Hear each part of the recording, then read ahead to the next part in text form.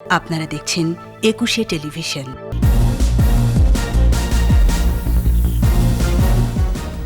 এক মাসে কমবে না পেঁয়াজের দাম, বলছে বাণিজ্য মন্ত্রণালয়। 3 নিত্যপণ্যের আমদানি শুল্ক কমানোর উদ্যোগ। বনভূমি 700 একর জমি বরাদ্দের আদেশ স্থগিত করল হাইকোর্ট। কেন অবৈধ নয় জানতে চেয়ে রুল। কালো তালিকায় 60 ই-কমার্স প্রতিষ্ঠান, রিং আইডি কর্ণধারকে গ্রেপ্তারে ইন্টারপোলের সহায়তা চাইবে সিআইডি। আরেকটি পারমাণবিক কেন্দ্র স্থাপনে রাশিয়ার সহযোগিতা চাইলেন প্রধানমন্ত্রী। রোস্টামের ইতিবাচক সাড়া।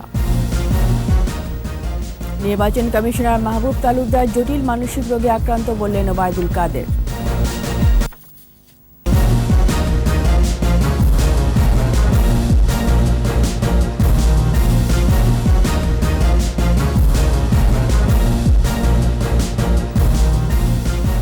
ছিলেন ফার্স্ট সিকিউরিটি ইসলামী ব্যাংক লিমিটেড। সংবাদ শিরোনাম। আমন্ত্রণ রাত 11টার 21 সংবাদে, সাথে আছি আমি রীতা চৌধুরী। দর্শক, একুশে টেলিভিশনের সংবাদ একই সাথে সরাসরি দেখতে পাবেন আমাদের ফেসবুক পেজ www.facebook.com/2124 অনলাইনে। এছাড়া সংবাদ আরও থাকছে। মহাষষ্ঠীতে মর্তালোকে দেবী দুর্গাকে বরণ, মণ্ডপে উৎসবের সুর, সার্বজনীন মঙ্গল কামনা।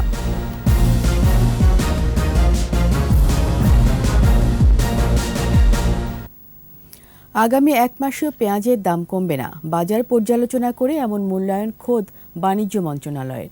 গ্রীষ্মকালীন পেঁয়াজ বাজারে আসা এবং আমদানি স্বাভাবিক না হওয়া পর্যন্ত সুখবর নেই নীতি নির্ধারকদের কাছে।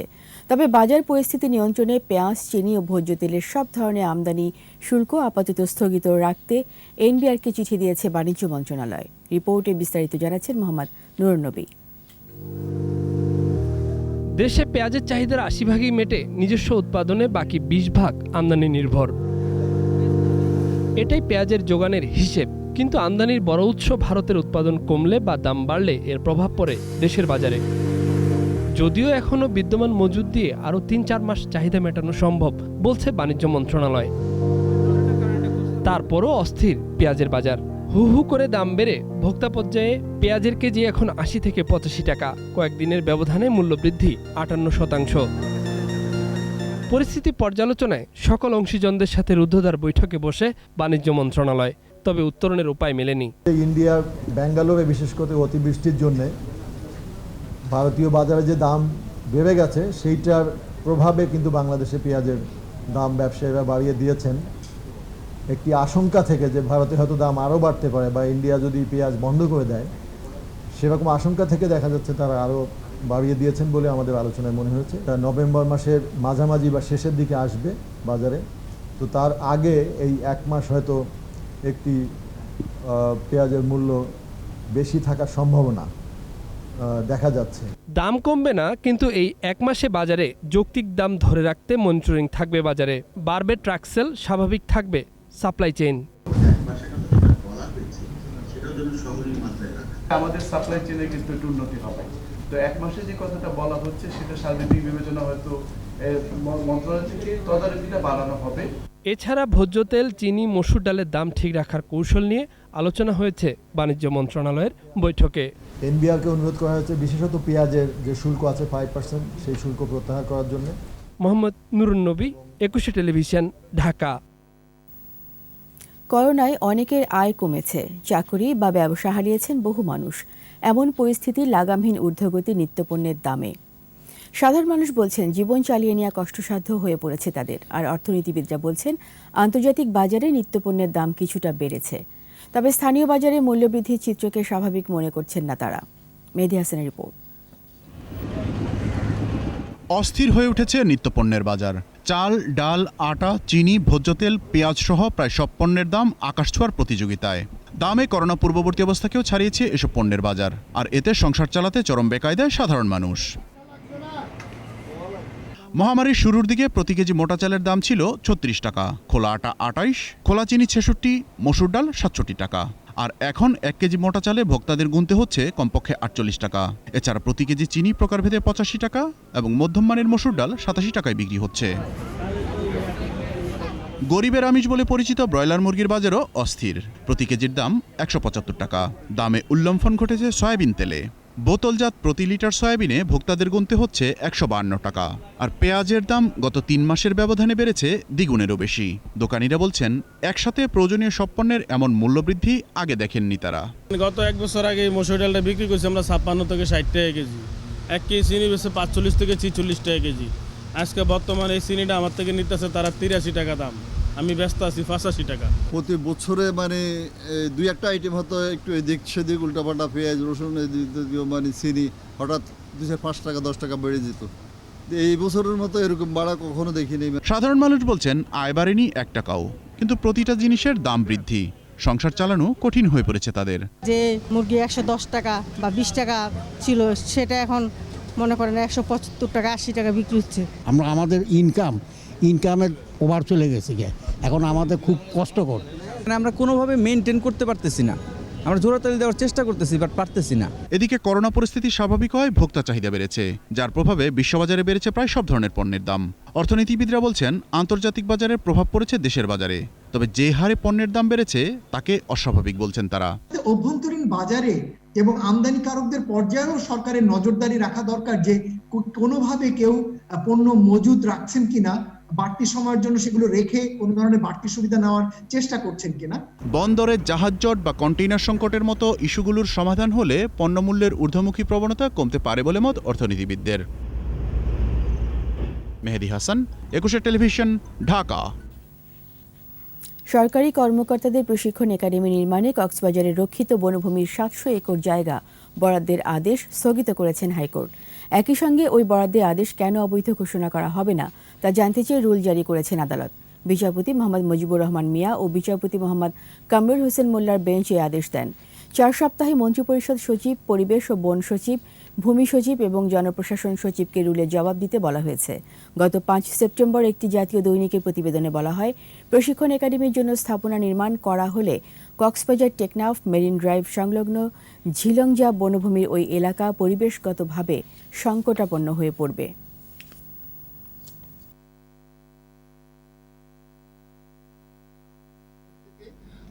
সরকারি কতিপয় আমলা এটা 1 নম্বর খাস খতিয়ানের জমি বলে মাননীয় প্রধানমন্ত্রীর কাছে প্রস্তাবনা দিয়েছেন। ইভেন কি এই মাননীয় প্রধানমন্ত্রীর সাথেও সত্য গোপন করেছেন ওনারা। এইভাবে ভিতরে এই বিশাল জমি 700 একর মানে 2100 বিঘা পাহাড়ি জমি আমাদের ঐতিহ্য ওনারা বন্দোবস্তে নিয়ে নিয়েছেন।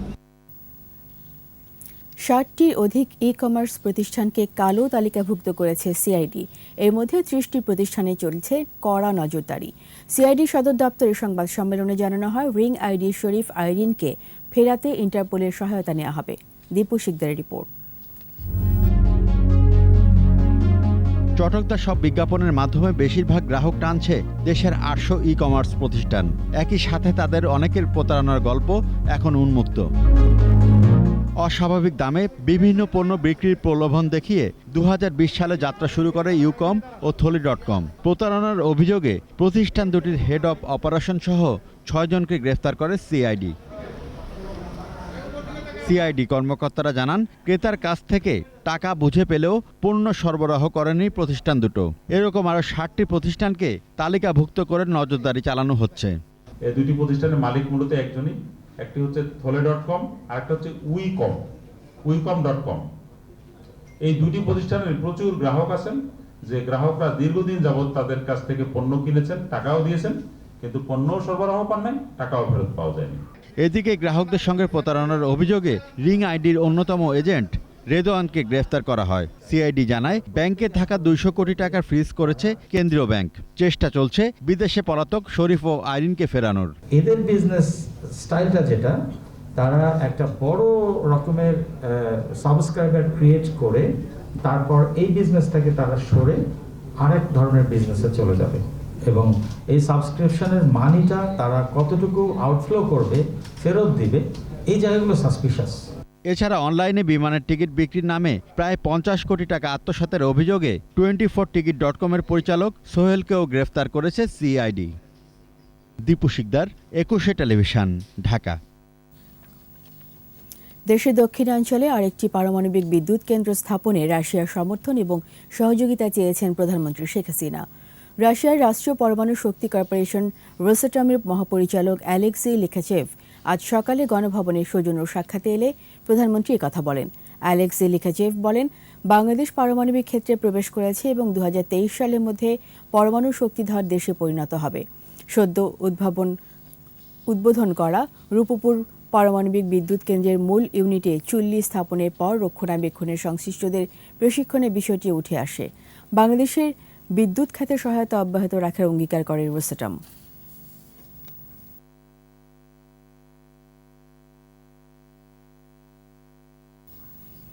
নির্বাচন কমিশনার মাহবুব তালুকদার একটি রাজনৈতিক দলের হয়ে বক্তব্য দিচ্ছে বলে মন্তব্য করেছেন আওয়ামী লীগের সাধারণ সম্পাদক ওবায়দুল কাদের। বলেছেন, এতে মনে হয় মাহবুব তালুকদার নিজেই জটিল মানসিক রোগে আক্রান্ত। রাজধানীতে এক অনুষ্ঠানে আগামী নির্বাচনকে সামনে রেখে ঘরে ঘরে গিয়ে দলের জনমত যাচাই এবং জনসমর্থন বাড়াতে নেতাকর্মীদের নির্দেশ দেন তিনি। বিস্তারিত জানাচ্ছেন রিয়াজ সুমন। দ্বাদশ জাতীয় সংসদ নির্বাচনকে সামনে রেখে ঘর গোছাচ্ছে আওয়ামী লীগ। চলছে সাংগঠনিকভাবে দলকে শক্তিশালী করার কাজ।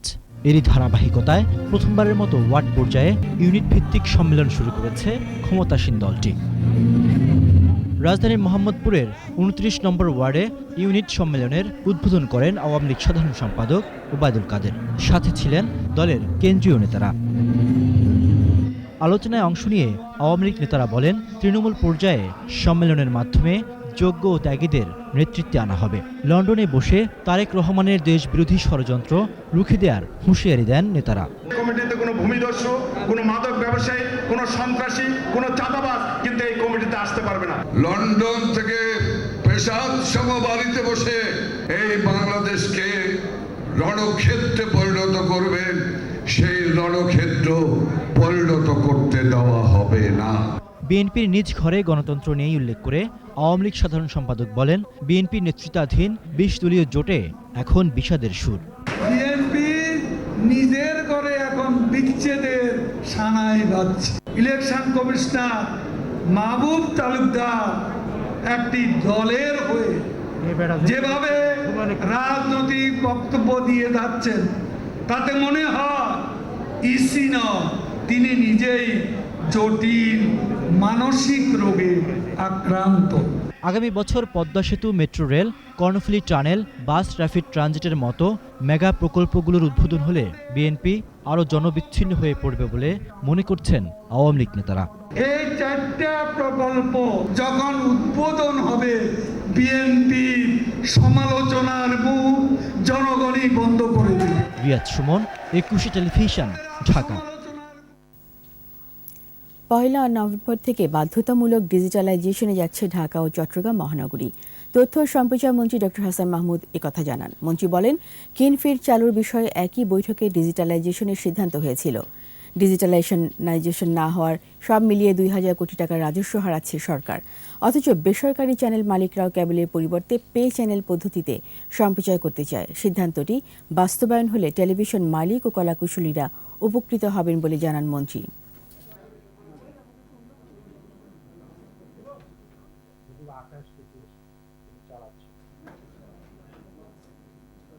ঢাকা, চট্টগ্রাম সহ মেট্রোপলিটন শহরগুলোতে 1 নভেম্বর থেকে, অর্থাৎ 1 নভেম্বরের আগেই, বিশেষ করে ঢাকা চট্টগ্রামে 1 নভেম্বরের আগেই এখানে ডিজিটালাইজেশন নিশ্চিত করা হবে। তো আমি সেটি আবার মনে করিয়ে দিচ্ছি, কোনো চ্যানেল চায় যে তারা পে চ্যানেল হিসেবে আত্মপ্রকাশ করা, সেটিও তারা আত্মপ্রকাশ করতে পারছে না। ডিজিটালাইজেশন না থাকলে সেটি আত্মপ্রকাশ করে কোনো লাভ হবে না। এবং এটির সাথে অন্যান্য যারা সংশ্লিষ্ট, এই সম্প্রচার মাধ্যমের সাথে অন্যান্য যারা সংশ্লিষ্ট, তারাও বঞ্চিত হচ্ছে। মহাষষ্ঠীতে সায়ংকালে বোধন ও অধিবাসের মধ্য দিয়ে ধরায় আমন্ত্রণ জানানো হলো দেবী দুর্গাকে। ষষ্ঠী পূজা দিয়ে শুরু হলো দুর্গা পূজার মূল আনুষ্ঠানিকতা।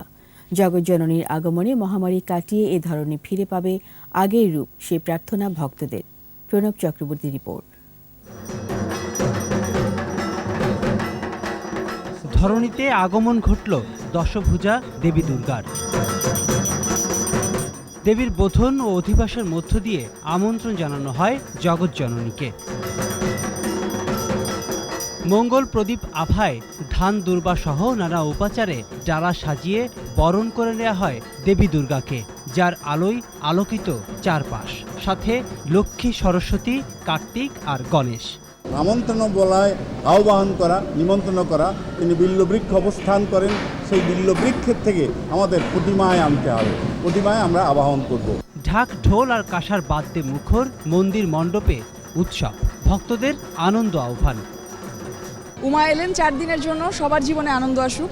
একসাথে পূজার প্রসাদ নেওয়া, খাওয়া দাওয়া করা, মা দুর্গাকে দর্শন করা, প্লাস সকালবেলা অঞ্জলি দেওয়া, এই প্রতিটা জিনিসই আমাদের জন্য খুব স্পেশাল। পরীক্ষায় অনেক ভালো রেজাল্ট করে মা বাবার হাসি ফুটাতে পারি। সংকটকালীন যে সময়টা যাচ্ছে, এই সময়টাকে যেন উনি ওনার সাথে করে নিয়ে যান। আবারও মাস্ক ছাড়া এই জায়গাটায় দাঁড়াতে পারছি, সেটাই আনন্দের। এদিকে বনানী পূজা মণ্ডপ পরিদর্শন করেন স্বরাষ্ট্রমন্ত্রী আসাদুজ্জামান খান ও ঢাকা উত্তর সিটি মেয়র আতিকুল ইসলাম। মঙ্গলবার সকালে মহাসপ্তমীতে নবপত্রিকা প্রবেশে শুরু হবে অকাল বোধনী দেবী দুর্গার আবাহন। দেবী দুর্গা পৃথিবীতে বিরাজ করবেন শুক্রবার বিজয় দশমী পর্যন্ত।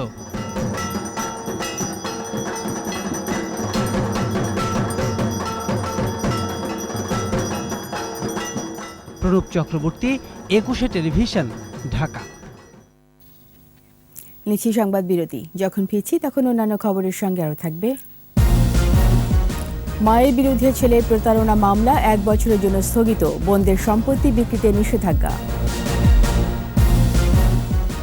দেশের প্রতি 20 জনে একজন স্তন ক্যান্সারের ঝুঁকিতে, সচেতনতার প্রতিরোধ সম্ভব বলছেন বিশেষজ্ঞরা। আবার আমন্ত্রণ রাত 11টার 21 সংবাদে।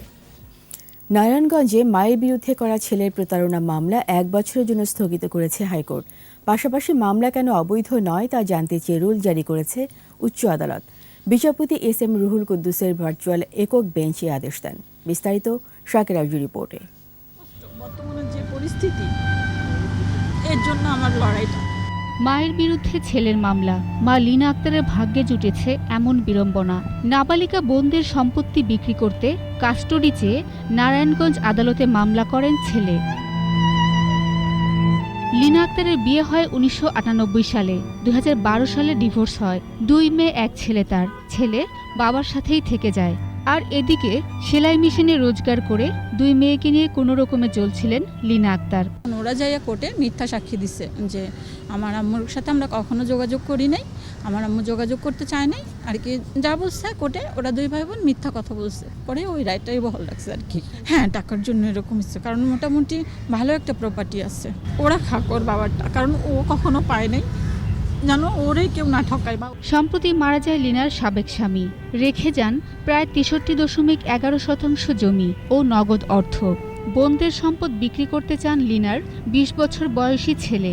মায়ের অন্যত্র বিয়ে হয়েছে এমন ভুয়া তথ্য তুলে ধরে বোনদের জিম্মা পেতে মায়ের বিরুদ্ধে এই মামলা, অথচ মা তার কিছুই জানেন না। এখানে মা কোনো বিষয়টা কোনোভাবেই জানতেন না, এবং মা মেয়ে দুটো থাকতো না তার মায়ের সাথে। বিজ্ঞ আদালত যখন ছেলেটার পক্ষে রায় দেওয়ার পরে যখন ছেলেটা সম্পত্তি বিক্রি করতে যাওয়ার সময় যখন বোন দুটোকে প্রয়োজন হয়, অন দ্যাট টাইম মা জানতে পারেন যে তার বোনদের সম্পত্তির কাস্টডি চেয়ে একটা মামলা দায়ের করে ফ্যামিলি কোর্টে। নারায়ণগঞ্জ আদালত কাস্টডি ছেলের পক্ষে দিয়ে রায় দেন। ন্যায় বিচার পেতে ছোট মেয়েকে নিয়ে লীনা সুপ্রিম কোর্টের লিগ্যাল এডের দ্বারস্থ হন।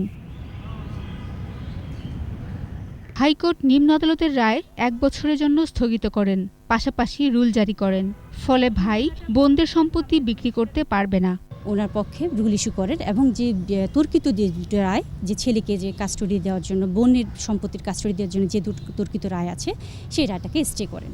রুলের জবাব পেলে পরবর্তী শুনানির জন্য তারিখ নির্ধারণ করবেন উচ্চ আদালত। সেই বিজ্ঞ আদালতের রায়টাকে মহামান্য হাইকোর্ট স্টে করে। শাকের আরজু, 21 টেলিভিশন, ঢাকা। দিনে দিনে সাইবার হেনস্থার শিকার নারীদের আস্থার ঠিকানা হয়ে উঠছে police cyber support for women. Facebook hack, ভুয়া আইডি খোলা সহ গুরুতর সাইবার অপরাধের শিকার হওয়া নারীদের আইনি সহায়তা দিয়ে যাচ্ছে তারা। পুলিশ সদর দপ্তর জানিয়েছে, এখন পর্যন্ত 16,000-এরও বেশি নারী তাদের সেবা চেয়েছেন। আলী আহমেদ রুবেলের ক্যামেরায় আরও জানাচ্ছেন দীপু শিকদার। ঘটনাটি যাত্রাবাড়ি এলাকার। যৌতুক আর নির্যাতনের অভিযোগে 17 বছরের সংসার জীবনের সমাপ্তি ঘটে তার। নারী নির্যাতন মামলায় 6 মাসে জেলও খাটেন এই ব্যক্তি। জেল থেকে বেরিয়ে হুমকি ধামকি দিয়ে সাবেক স্ত্রী সন্তানসহ ওই পরিবারের জীবন দুর্বিষহ করে তুলেছেন এই অপরাধী। থানায় অভিযোগ করেও কাজ হয়নি। সাবেক স্ত্রীকে শায়েস্তা করতে ভুয়া আইডি খোলে।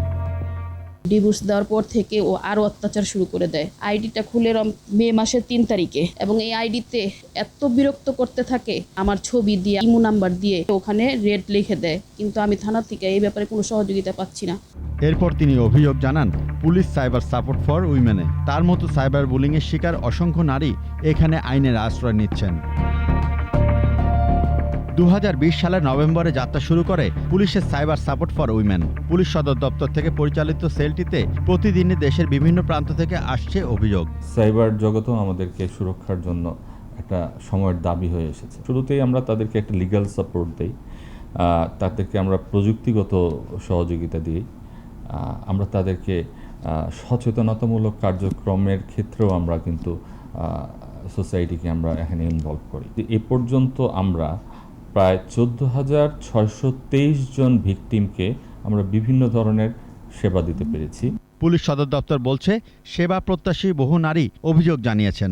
সাইবার রিলেটেড ব্ল্যাকমেলিং এর শিকার মানে যারা হচ্ছে মেয়েদেরকে আমরা এখান থেকে সেবা দিয়ে থাকি, এবং যারা সেবা দিয়ে থাকে তারাও কিন্তু সব অফিসাররা এখানে উইমেন অফিসার বা ফিমেল অফিসার। তারা যেন নিজেদের মধ্যে কোনো রকম গ্যাপ রেখে কথা না বলতে পারে, এবং একটা পর্যায়ে তারা যেন ফিল করে যে না, আমাদের প্রবলেমগুলো আমরা পুরোটাই শেয়ার করতে পারি। সাইবার হামলার শিকার নারীদের আইনি সহযোগিতার জন্য আছে হটলাইন নাম্বার। হটলাইন নাম্বারটি 0132000088। দীপু শিকদার, 21 টেলিভিশন, ঢাকা। সেনাবাহিনীকে আরও আধুনিক ও যুগোপযোগী করতে চট্টগ্রামে উদ্বোধন হলো আর্মি এভিয়েশন ফরওয়ার্ড বেস। পাশাপাশি সেনাবহরে যুক্ত করা হয়েছে যুক্তরাষ্ট্র থেকে আনা অত্যাধুনিক 2টি হেলিকপ্টার। সেনাপ্রধান general SM Shafiuddin Ahmed aviation forward base উদ্বোধন করেন। এ সময় সেনাপ্রধান বলেন, 2030 সালের মধ্যে ফোর্সেস গোল অর্জনের অংশ হিসাবে এই এভিয়েশন বেস স্থাপন করা হলো। প্রধানমন্ত্রী শেখ হাসিনার আন্তরিক প্রচেষ্টা ও আগ্রহে সেনাবাহিনী একটি দক্ষ ও আধুনিক বাহিনীতে পরিণত হওয়ায় কৃতজ্ঞতা প্রকাশ করেন সেনাপ্রধান SM শফিউদ্দিন আহমেদ।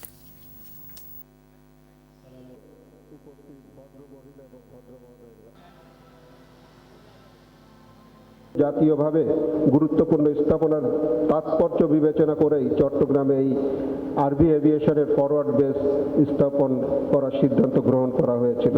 যে আমাদের এই সমস্ত কিছুর জন্য ধন্যবাদ প্রাপ্তি একজনই, সেটা আমাদের প্রতিরক্ষামন্ত্রী, বাংলাদেশের প্রধানমন্ত্রী মাননীয় শেখ হাসিনারই। 24 ঘন্টায় দেশে করোনা শনাক্ত হয়েছে 599 জন এবং মারা গেছেন 11 জন। স্বাস্থ্য অধিদপ্তরের সংবাদ বিজ্ঞপ্তি বলছে, একদিনে সুস্থ হয়েছেন 634 জন। শনাক্তের হার 2.58%। 24 ঘন্টায় নমুনা পরীক্ষা হয়েছে 23,642টি। শনাক্ত বিবেচনায় সুস্থতার হার 97.53 আর মৃত্যুর হার 1.77%।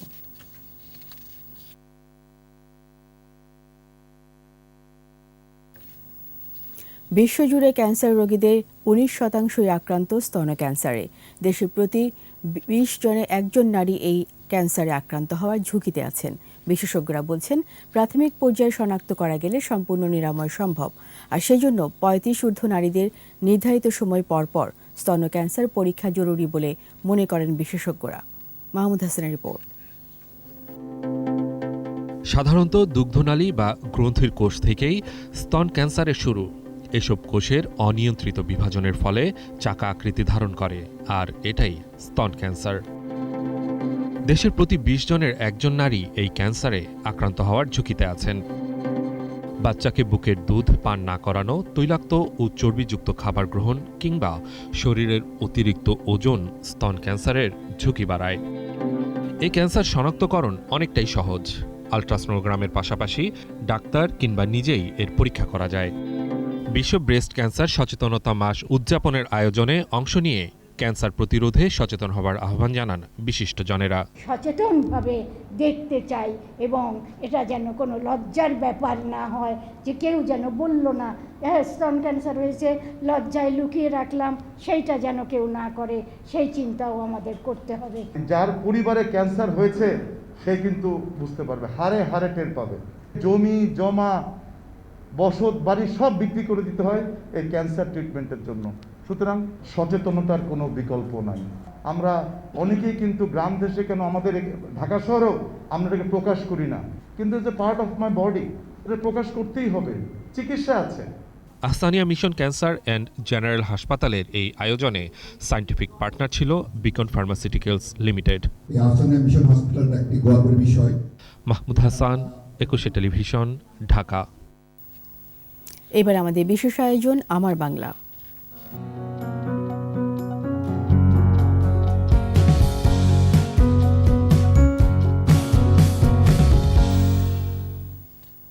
ব্রিটিশ শাসনামলে অবিভক্ত বাংলার জমিদাররা শত্রু দমনে মূলত লাঠিয়াল পুষতেন। জমিদারি প্রথা নেই এখন, তাই প্রয়োজন ফুরিয়েছে লাঠিয়ালদের। তবুও বংশধররা পরম্পরায় বাঁচিয়ে রেখেছেন লাঠি খেলা। ঝিনাইদহ, কুষ্টিয়া, জয়পুরহাট, পঞ্চগড় ও সিরাজগঞ্জে লাঠি খেলার আয়োজন বেশি হয়ে থাকে। প্রতিনিধিদের সহায়তায় মুশফিকা নাজদিনের রিপোর্ট।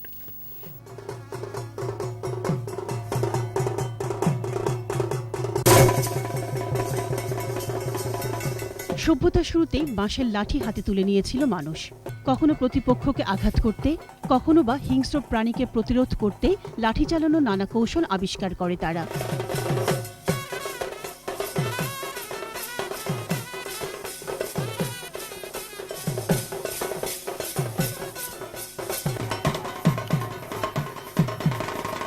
কালক্রমে সেই বাঁশের লাঠি চালানো থেকেই লাঠিয়াল নামে নতুন পেশা সৃষ্টি।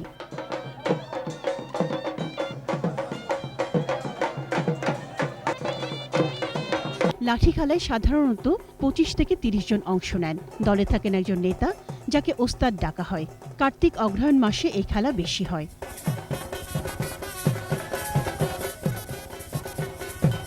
খেলা আসলে ছোটবেলাতে করি, খেলা দিকে মানুষের আনন্দ পায়, নিজেও আনন্দ পায়। আরো যতদিন বেঁচে থাকে ততদিন খেলা করবো, মানুষের আনন্দ দেবো। সরকার যদি আমাদের এর জন্য আরো একটু সহযোগিতা করে তাহলে আমাদের পক্ষে সুবিধে এবং সমাজকে মাদক মুক্ত রাখা যাবে। বৈশালী, পাশের বাড়ি, মৃত্যু বাড়ি, শিয়াল ধরা ইত্যাদি নানা নামে নানান ধরনের খেলা দেখান লাঠিয়ালেরা। লাঠি খেলার আসরে থাকে বাদ্যযন্ত্রের ঝংকারও। ঢোল, কর্নেট, ঝুমঝুমি, কারার মূর্ছনায় জমে ওঠে খেলা।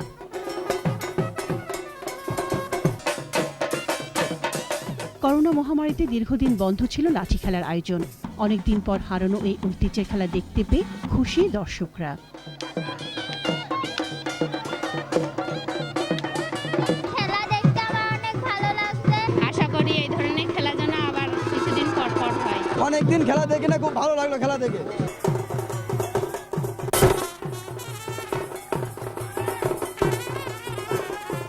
মুশফিকা নাজনীন, একুশে টেলিভিশন। সময় হলো আবারও সংবাদ বিরতির। যখন ফিরবো তখন অন্যান্য খবরের সঙ্গে আরও থাকবে। চলন্ত ট্রেনে পাথর নিক্ষেপ, 9 মাসে ঢাকায় আহত অন্তত 15। শ্রম অর্থনীতিতে অবদানের জন্য নোবেল পেলেন 3 মার্কিন গবেষক। পুরস্কারে অর্ধেক অর্থ পাবেন ডক্টর কার্ড। আমন্ত্রণ আবারও রাত 11টার 21 সংবাদে। যানজটমুক্ত, নিরাপদ, আনন্দদায়ক ভ্রমণে রেলের জুড়ি মেলা ভার। তবে চলন্ত ট্রেনে পাথর নিক্ষেপের কারণে সে আনন্দে পড়েছে ভাটা। গেল 9 মাসে শতাধিক পাথর নিক্ষেপের ঘটনায় ঢাকায় আহত হয়েছে অন্তত 15 জন। তাই সচেতনতা বাড়াতে প্রচারণামূলক কার্যক্রম হাতে নিয়েছে রেলওয়ে পুলিশ। বিস্তারিত সাইদুল ইসলামের রিপোর্টে। যানজটমুক্ত ও আরামদায়ক ভ্রমণে অনেকেরই প্রথম পছন্দ রেল। তবে চলন্ত ট্রেনে পাথর ছোড়ার ঘটনায় বাড়ছে উদ্বেগ। চলতি বছর জানুয়ারি থেকে সেপ্টেম্বর পর্যন্ত পাথর নিক্ষেপের ঘটনা ঘটে অন্তত 110টি। গণসচেতনতা সৃষ্টিতে কমলাপুর থেকে গাজীপুরের জয়দেবপুর পর্যন্ত পথসভা ও লিফলেট বিতরণ করে রেলওয়ে পুলিশ। পাথর নিক্ষেপে জড়িতদের বেশিরভাগই শিশু কিশোর। রেলের পূর্বাঞ্চলের 4টি জেলার 5টি স্থানে এবং পশ্চিমাঞ্চলের 10টি জেলার 20টি স্থানে পাথর নিক্ষেপের ঘটনা বেশি ঘটছে। বিনা টিকিটের যাত্রীদের অভিযান পরিচালনা করা হয়, ভাড়া এবং জরিমানা আদায় করা হয়। সেই ক্ষেত্রে দেখা যাচ্ছে যে অনেকে ক্ষোভের বশবর্তী হয়ে তারা হয়তো পাথর নিক্ষেপের ঘটনা ঘটিয়ে থাকে। তেজগাঁও রেল স্টেশনে ঢোকার মুখে, টঙ্গী স্টেশনে ঢোকার মুখে মোবাইল থেকে ছেড়ে আসার সময়, এছাড়া ভৈরবে কিশোরগঞ্জ থেকে ছেড়ে যাচ্ছে ভৈরবে ঢোকার মুখে, এই স্থানগুলোতে ঘটনাগুলো বেশি ঘটছে। মানুষকে সচেতন করার পাশাপাশি অভিভাবক ও কমিউনিটি নেতৃত্বকে ভূমিকা রাখার আহ্বান জানায় রেলওয়ে পুলিশ।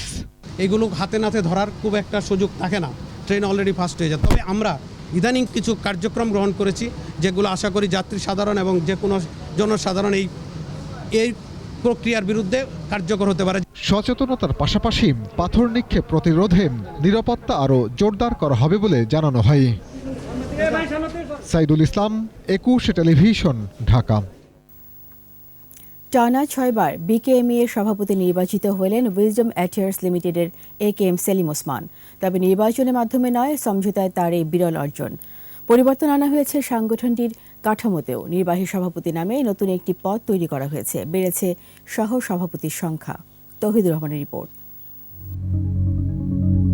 নতুন পরিচালনা পর্ষদ পেল Bangladesh knitwear manufacturers and exporters association BKME.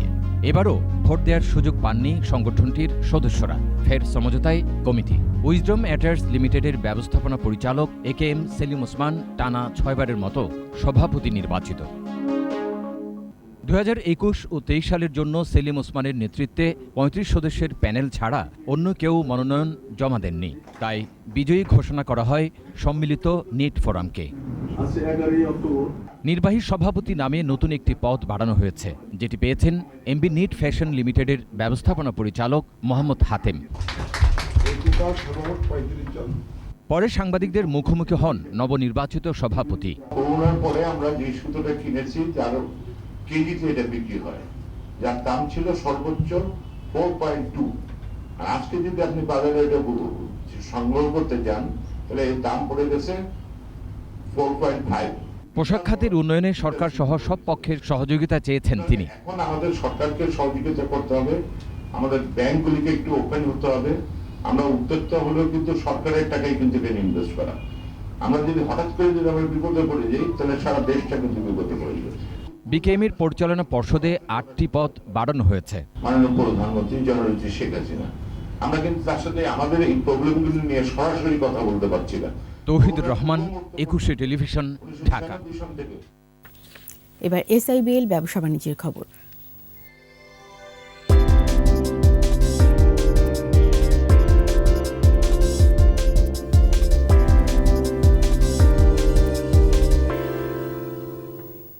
গাইবান্ধায় পলাশবাড়িতে চালু হলো বাংলাদেশ ইসলামী ব্যাংকের 375তম শাখা। পলাশবাড়ি কালীবাড়ি রোডে শাখাটি উদ্বোধন করেন ব্যাংকের ম্যানেজিং ডাইরেক্টর মোহাম্মদ মনিরুল মাওলা। এ সময় senior executive vice president Mahbub Alam, অতিরিক্ত ব্যবস্থাপনা পরিচালক Mohammad Kaiser Ali, executive vice president Mifta Uddin সহ ঊর্ধ্বতন নির্বাহীরা উপস্থিত ছিলেন।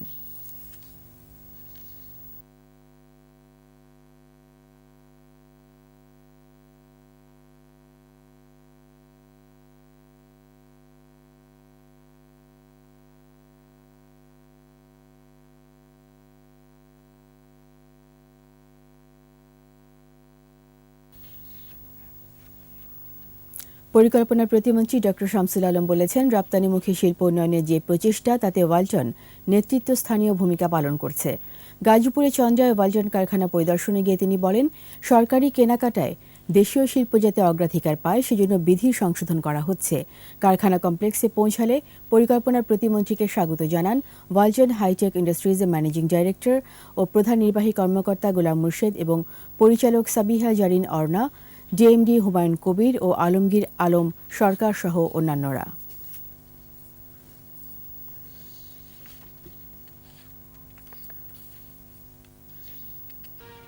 1400 টাকায় পাওয়া যাবে টি-20 বিশ্বকাপে বাংলাদেশ দলের জার্সি। 17 অক্টোবর থেকে শুরু হবে টি-20 বিশ্বকাপ।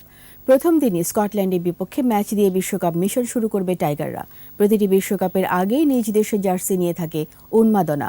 এবারও এর ব্যতিক্রম নয়। তবে সুখের খবর হলো এবার সহজে জার্সি গায়ে জড়ানোর সুযোগ পাচ্ছে টাইগার ভক্তরা। 13 অক্টোবর থেকে আড়ং শপ ও আড়ং অ্যাপ থেকে জার্সি কেনার সুযোগ পাবে সবাই। এছাড়া পাওয়া যাবে অনুশীলনের জার্সিও।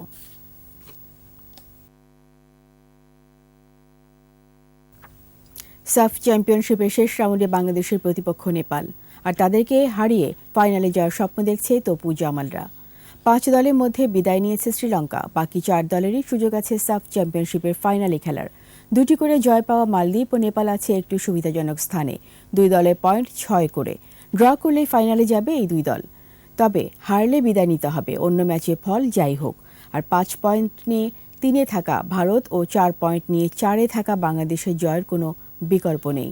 সেই সাথে তাকিয়ে থাকতে হবে শীর্ষে থাকা মালদ্বীপের বিপক্ষে ভারতের হার বা ড্রয়ের দিকে। ফুটবল, ক্রিকেট ও ভলিবল নিয়ে প্রথমবারের মতো হতে যাচ্ছে মেয়র কাপ। মুজিব শতবর্ষ স্বাধীনতার রজত জয়ন্তী উপলক্ষে এই টুর্নামেন্ট আয়োজন করছে ঢাকা উত্তর সিটি কর্পোরেশন। রাজধানীর একটি হোটেলের প্রতিযোগিতা উদ্বোধন ঘোষণা করেন উত্তর সিটির মেয়র আতিকুল ইসলাম। 54টি ওয়ার্ডে 54টি দল নিয়ে 15 নভেম্বর শুরু হবে মাঠের লড়াই। খালেদ মাসুদ পাইলট ক্রিকেট, শেখ মোহাম্মদ আসলাম ফুটবল ও ভলিবল ফেডারেশনের যুগ্ম সাধারণ সম্পাদক ফজলে রাব্বি বাবুল ভলিবল ইভেন্টের টেকনিক্যাল ডিরেক্টরের দায়িত্ব পালন করবেন।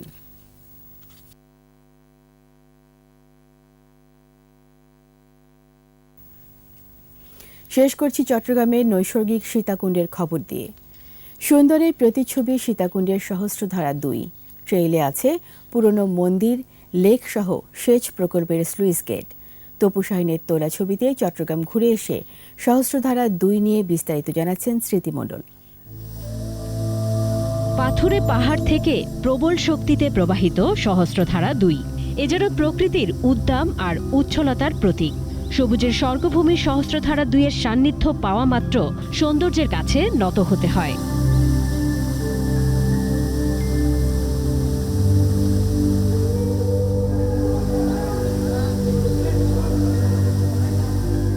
সীতাকুণ্ড বাজারের পর ছোট দ্বারকার হাট থেকে সিএনজি অটোরিকশা যেতে পারে নির্দিষ্ট পথ। এরপর কর্দমাক্ত রাস্তা, অতঃপর উঁচু নিচু পথ মারানোর পালা। প্রতিটি কদম ফেলতে হয় মাত্রাতিরিক্ত সতর্কতায়। পুরনো মন্দির পেরিয়ে উপরের দিকে উঠে গেছে সিঁড়ি। চারপাশের সৌন্দর্যে বিরাজমান স্বর্গীয় অনুভূতি।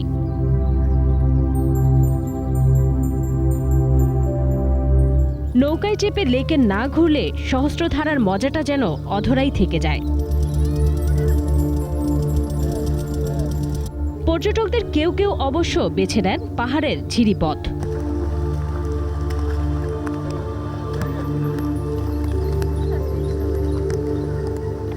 সহস্রধারা 2 সীতাকুণ্ড রেঞ্জের সবচেয়ে উঁচু থেকে নেমে আসা জলপ্রপাত। কঠিন পাহাড়ের বুকে সবুজের সমারোহ, তারই মাঝে সহস্রধারা। জীবনের সকল অবসাদ আর মন্দকে ধুয়ে ঝর্ণার জলে নতুন করে প্রাণ খুঁজে ফেরেন ভ্রমণ পিয়াসীর দল। কষ্টটা অনেক হইলেও আনন্দটা তার চেয়ে দ্বিগুণ। খুবই এক্সাইটেড, লাইফে ফার্স্ট এইরকম অ্যাডভেঞ্চার। পথটা একটু দুর্গম কিন্তু আসার পর অবশ্যই ভালো লেগেছে। যোগাযোগ ব্যবস্থাটা আরেকটু উন্নত করা যেতে পারে। যারা অনেক একটু বার্ধক্য বয়স্ক লোক যারা আছে টুরিস্ট, তাদের আসতে সমস্যা হচ্ছে। মন বলে অন্তর শুদ্ধ করতে এমন সঞ্জীবনের সান্নিধ্য জীবনে দরকার বারংবার। প্রকৃতির অপার বিস্ময় ছড়ানো সীতাকুণ্ডের প্রতিটি বাঁকে। ভরা বর্ষায় পূর্ণ যৌবন ফিরে পায় এখানকার ঝর্ণাগুলো। সহস্রধারা 2 এখানকার একটি অন্যতম আকর্ষণীয় স্থান পর্যটকদের কাছে। প্রতি বছর দেশের বিভিন্ন প্রান্ত থেকে এখানে আসেন পর্যটকরা। স্মৃতি মণ্ডল, একুশে টেলিভিশন, সীতাকুণ্ড, চট্টগ্রাম। আর এরই সাথে শেষ করছি রাত 11টার 21 সংবাদ। যাবার আগে ফার্স্ট সিকিউরিটি ইসলামী ব্যাংক লিমিটেড সংবাদ শিরোনামগুলো আরও একবার। 1 মাসও কমবে না পেঁয়াজের দাম, বলছে বাণিজ্য মন্ত্রণালয়। 3 নিত্যপণ্যের আমদানি শুল্ক কমানোর উদ্যোগ। বনভূমির 700 একর জমি বরাদ্দের আদেশ স্থগিত করল হাইকোর্ট, কেন অবৈধ নয় জানতে চেয়ে রুল। কালো তালিকায় 60 ই-কমার্স প্রতিষ্ঠান, রিং আইডি কর্ণধারকে গ্রেপ্তারে ইন্টারপোলের সহায়তা চাইবে সিআইডি। আরেকটি পারমাণবিক কেন্দ্র স্থাপনে রাশিয়ার সহযোগিতা চাইলেন প্রধানমন্ত্রী, রোসাটমের ইতিবাচক সাড়া। নির্বাচন কমিশনার মাহবুব তালুকদার জটিল মানসিক রোগে আক্রান্ত, বললেন ওবায়দুল কাদের।